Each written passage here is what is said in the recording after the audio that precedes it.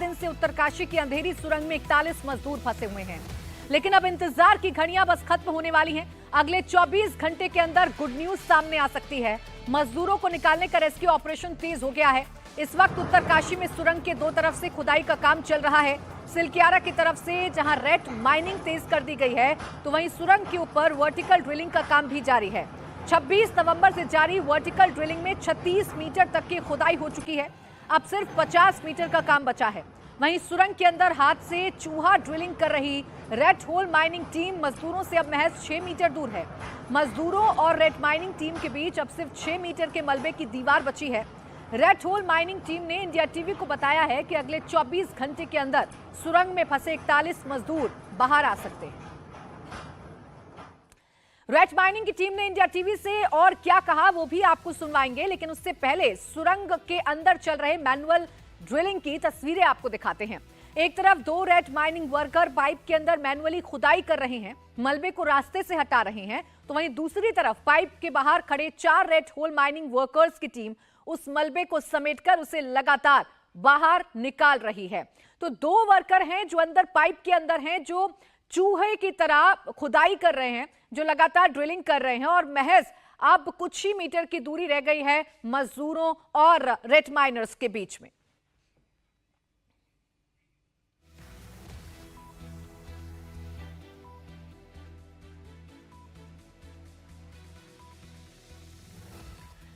तो देखिए, ये वो टनल है जहां पर लगातार रेस्क्यू ऑपरेशन जारी है। 27 नवंबर से मैनुअल ड्रिलिंग शुरू हुई है सिलक्यारा छोर की तरफ से।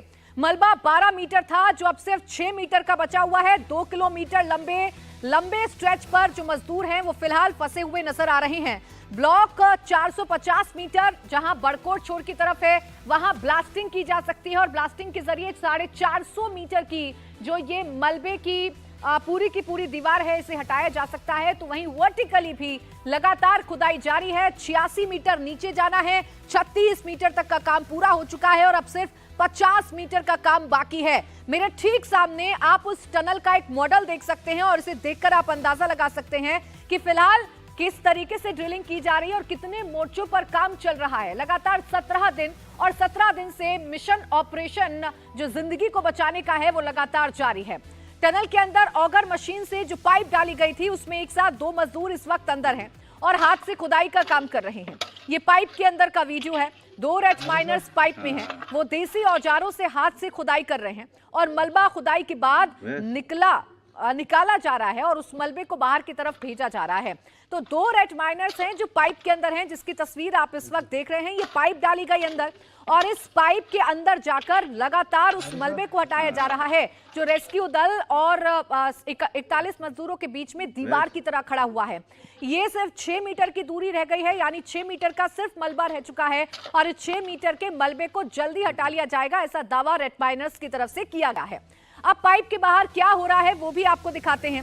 पाइप के अंदर मौजूद 2 मजदूर जो मलबा निकालते हैं, उन्हें पाइप के बाहर खड़े मजदूर बाहर खींच लेते हैं। आप देखिए, 2 मजदूर अंदर हैं, कुल 6 लोगों की टीम है। 2 वर्कर्स अंदर हैं इस पाइप के जो लगातार खुदाई कर रहे हैं और खुदाई करके जो मलबा बाहर निकलता है उसे ये 4 मजदूर, ये 4 वर्कर्स जो लगातार मोर्चे पर डटे हुए हैं, वो तेजी के साथ बाहर खींचते हैं ताकि मलबे को जल्द से जल्द बाहर निकाला जाए और जो काम अंदर चल रहा है, 2 रेड माइनर्स जो अंदर काम कर रहे हैं, उसी में बाधा पैदा ना हो। तो मलबा ज्यादा है और इस मलबे को बाहर निकालने में मशक्कत भी करनी पड़ रही है, लेकिन अच्छी खबर यह है कि ये सही दिशा में काम चल रहा है। जो मैनुअल ड्रिलिंग है वो सही दिशा में चल रही है और उम्मीद जताई जा रही है कि 24 घंटे बाद शायद वो पल आ जाए जिसका इंतजार 17 दिन से पूरा देश कर रहा है, जिसका इंतजार 17 दिन से वो 41 मजदूर कर रहे हैं जो अंदर फंसे हुए हैं और उनके परिजन भी कर रहे हैं।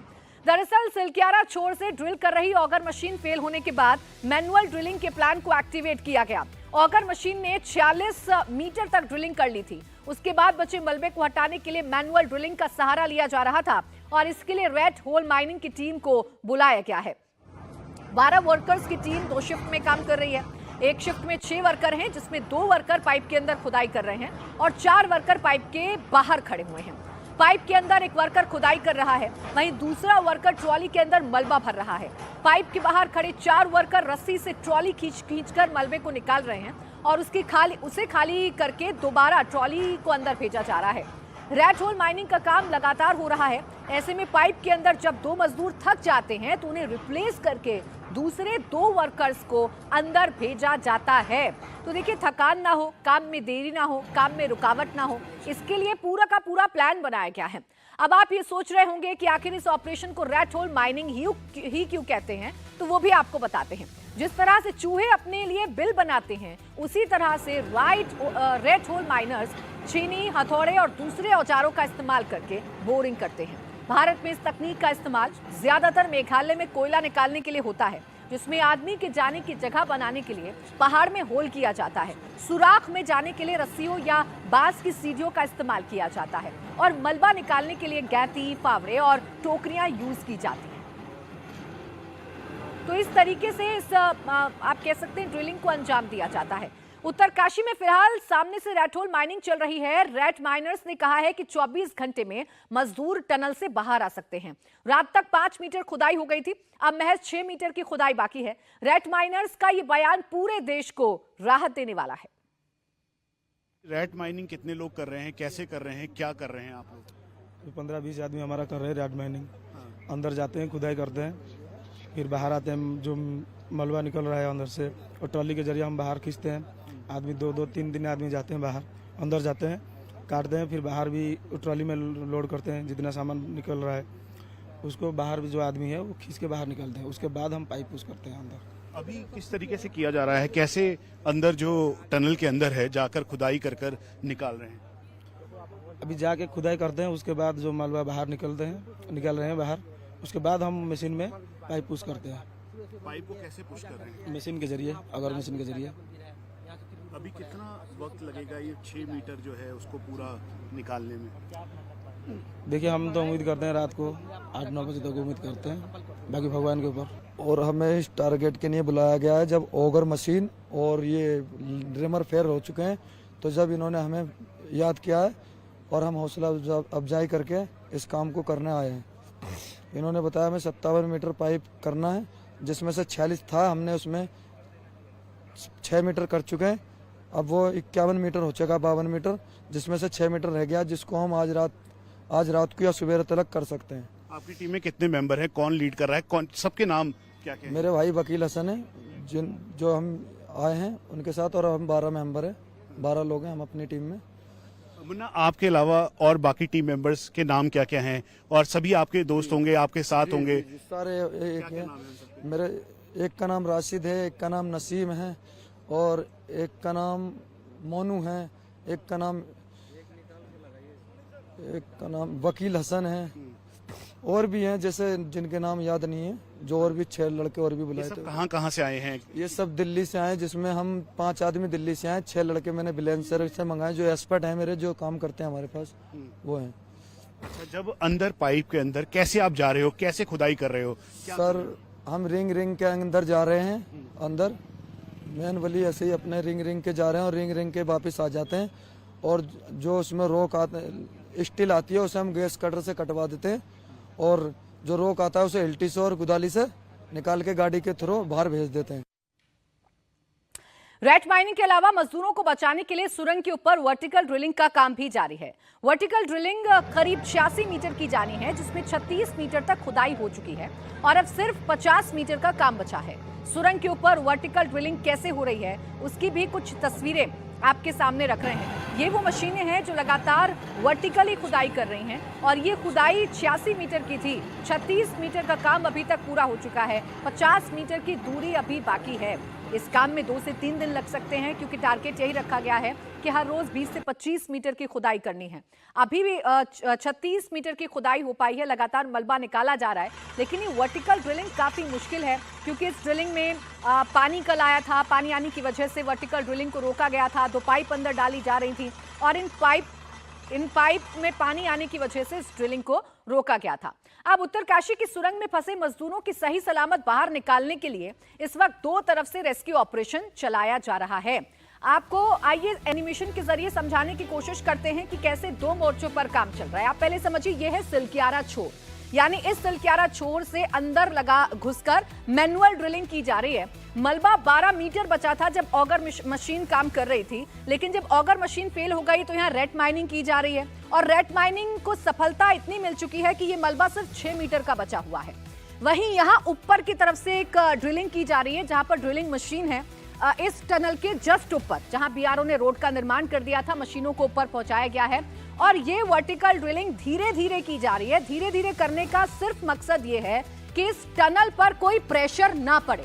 अगर टनल पर प्रेशर पड़ता है मलबा आने की संभावना होगी और जो पाइप अंदर डाली गई है उसे टूटने की भी संभावना होगी, इसलिए धीरे धीरे काम किया जा रहा है। 86 मीटर की ये दूरी है जो 36 मीटर तक काम पूरा कर लिया गया है। तकरीबन 50 मीटर का काम अभी बाकी है। ये है 2 किलोमीटर लंबा स्ट्रेच जहां पर मजदूर फंसे हुए हैं और इन्हें निकालने के लिए ये पूरी जंग जारी है। एक और छोर है इस टनल का जो कि बड़कोट की तरफ से खुलता है। यहाँ ब्लॉक है 450 मीटर का। इसे अगर हटाना है तो ब्लास्टिंग की मदद ली जा सकती है, लेकिन फिलहाल जो काम चल रहा है वो मैनुअल ड्रिलिंग पर चल रहा है और इस वर्टिकल ड्रिलिंग पर काम चल रहा है। उम्मीद ये जताई जा रही है कि ये जो मैनुअल ड्रिलिंग है ये जल्द से जल्द पूरी हो जाएगी और मजदूर बाहर निकल जाएंगे। अब सुरंग में फंसे मजदूरों को निकालने के लिए 5 पॉइंट ड्रिलिंग प्लान बनाया गया था, जिसमें से अभी 2 पर काम हो रहा है, जिसमें से सुरंग के सिलक्यारा छोर के बाईं तरफ से 180 मीटर हॉरिजॉन्टल ड्रिलिंग का प्लान भी बनाया गया था। क्या है बैकअप प्लान मजदूरों को बचाने का, ये भी एनिमेशन के जरिए आप समझिए। सिलक्यारा छोर हॉरिजॉन्टल ड्रिलिंग की जा रही है। 180 मीटर का ये मलबा था, धीरे धीरे करके इसे बहुत कम कर लिया गया है। वर्टिकल ड्रिलिंग 325 मीटर दूर यहाँ पर जो मजदूर हैं वो फंसे हुए हैं, लगातार ड्रिलिंग का काम जारी है। एक और हॉरिजॉन्टल ड्रिलिंग का ऑप्शन है, लेकिन ये बड़कोट छोर की तरफ से है।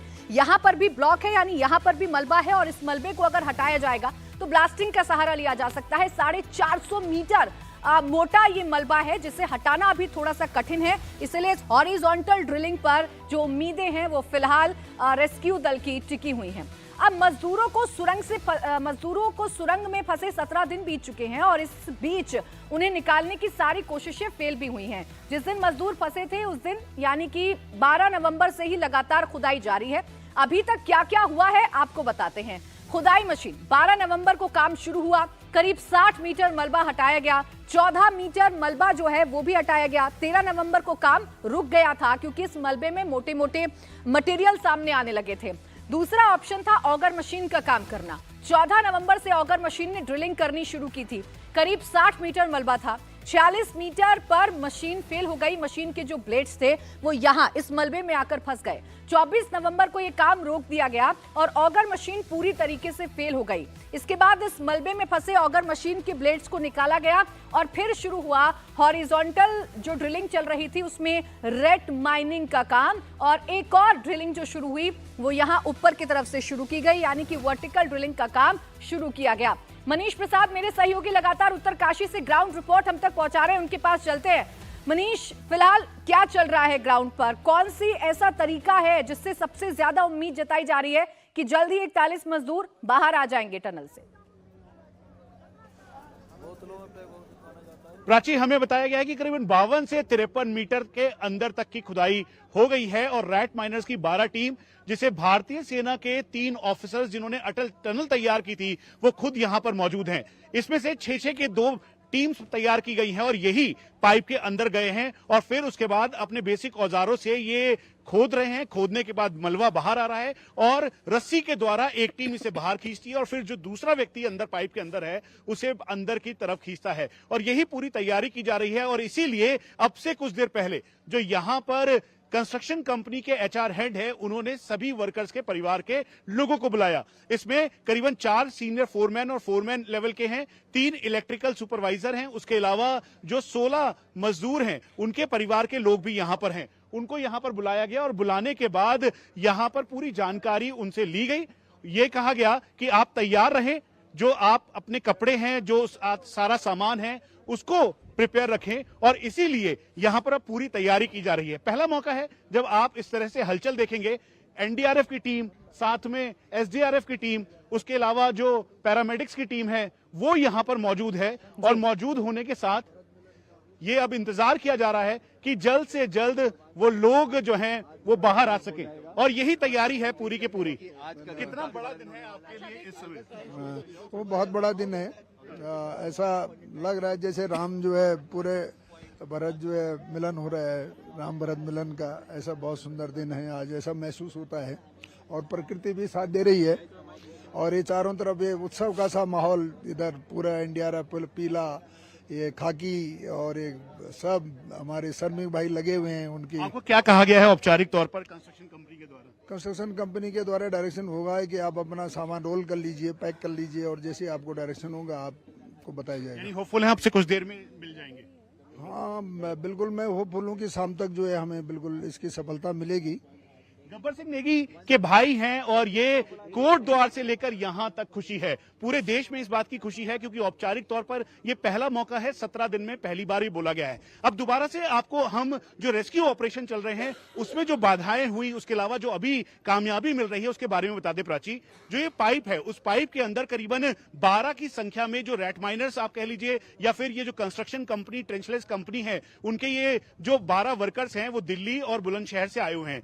उसके साथ साथ करीबन 8 मैकेनिकल एक्सपर्ट्स हैं जो कि इसी कंस्ट्रक्शन कंपनी के हैं और 8 की संख्या में भारतीय सेना के 3 ऑफिसर्स और 5 जवान अंदर मौजूद हैं जिन्होंने कि उस पूरे एरिया को कट किया जिसके अंदर मलबा डालकर बाहर निकाला जा रहा है, रस्सी तैयार की। उसके अलावा उन्हीं के सुपरविजन में ये ऑपरेशन किया जा रहा है ताकि जल्द से जल्द 41 जिंदगियों को बाहर निकाला जा सके। इसीलिए इस समय टनल के अंदर खुद जनरल वीके सिंह मौजूद हैं जो कि मिनिस्टर हैं रोड एंड ट्रांसपोर्ट मिनिस्ट्री के, मिनिस्टर ऑफ स्टेट। उसके अलावा पुष्कर सिंह धामी यहां से गए और जो प्रधानमंत्री कार्यालय के भास्कर खुलवे और साथ में जो बाकी ऑफिसर्स हैं वो सीधे रिपोर्ट प्रधानमंत्री को दे रहे हैं। प्रधानमंत्री नरेंद्र मोदी की तरफ से इनको डायरेक्शन है और ये बताया गया करीबन दिन में 2 से 3 बार ये बातचीत कर रहे हैं जिसमें वो पूछ रहे हैं कि कब ये सभी 41 जिंदगियां बाहर निकलेंगी। इसीलिए यहां से 45 किलोमीटर की दूरी पर चिन्याली सौड़ एक जगह है, वहां पर हॉस्पिटल तैयार किया गया है। 12 घंटे का बफर टाइम वहां पर रखा जाएगा, सारे पैरामीटर्स चेक किए जाएंगे, परिवार को कह दिया गया है कि आप वहां पहुंचे और उसके साथ साथ फिर अगर किसी की तबियत ज्यादा खराब होती है तो वहां से एम्स ऋषिकेश एयरलिफ्ट किया जाएगा। तो ये पूरी तैयारी है, पूरा प्लान है। लेकिन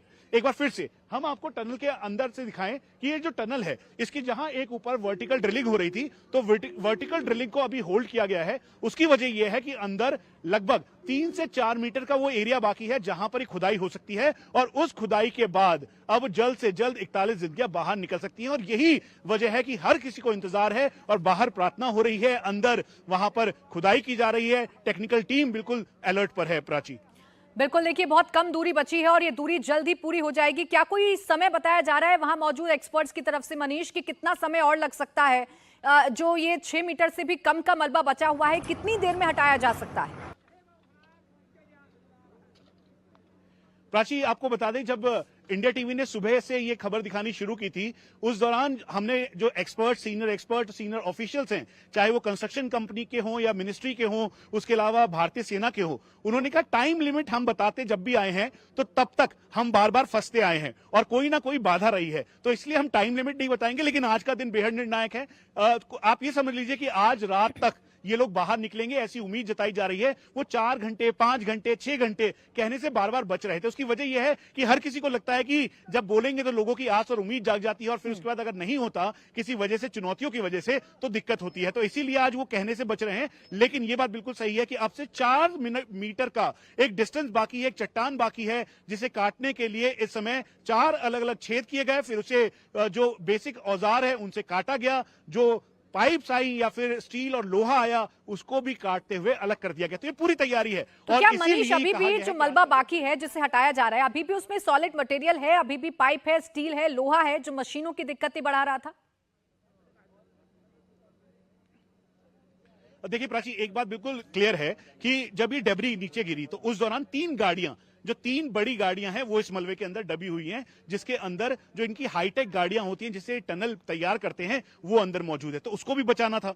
उसके अलावा जो मलबा है उस मलबे के अंदर कंक्रीट के बड़े बड़े चट्टाने हैं और चट्टानों के साथ पहाड़ की चट्टाने हैं जिसे काटना बहुत मुश्किल था। और उसी के अंदर जो सीमेंट ब्लॉकिंग करते हैं, यानी ऊपर जो सीमेंटेड एरिया होता है उसमें लोहा और स्टील की मात्रा बहुत ज्यादा है, तो इसीलिए उसे काटना बहुत मुश्किल है। तो ये जो 3 और 4 मीटर हैं इसके अंदर भी वो वो मौजूद है। लेकिन जो इस समय रैट माइनर्स की टीम है वो बहुत शातिर तरीके से, बहुत शार्पली उसको एज टू एज काट रही है। अगर कोई लोहा या सरिया आता है तो भास्कर कुलवे ने खुद कहा कि उसे ड्रिलिंग जो मशीन है या फिर हाइड्रोलिक मशीन है उसके जरिए काटा जाएगा। लेकिन अभी तक ऐसा समझ लीजिए कि अब बिल्कुल ये कह सकते हैं मनीष कि अब सही दिशा में काम चल रहा है और उम्मीदें लगाया जाना अब शुरू हो चुका है। परिवार वालों के चेहरे पर भी खुशी है क्योंकि 17 दिन से फंसे हुए लोगों से मिलना अपने आप में एक बड़ा पल हो सकता है। शुक्रिया आपका मनीष, तमाम जानकारी।